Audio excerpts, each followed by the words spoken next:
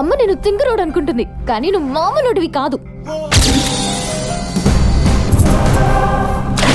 డ్యూటీలో ఉన్న ఆఫీసర్ మీదే చేయి చేసుకుంటే మేము ఎలా డీల్ చేస్తామో తెలుసా?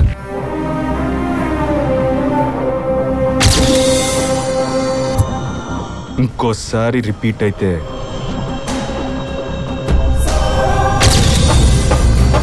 గరలాన్ని మింగిన శివుడిలా సైలెంట్గా ఉన్నాను అనుకో. అదే మూడో కన్ను తెరిస్తే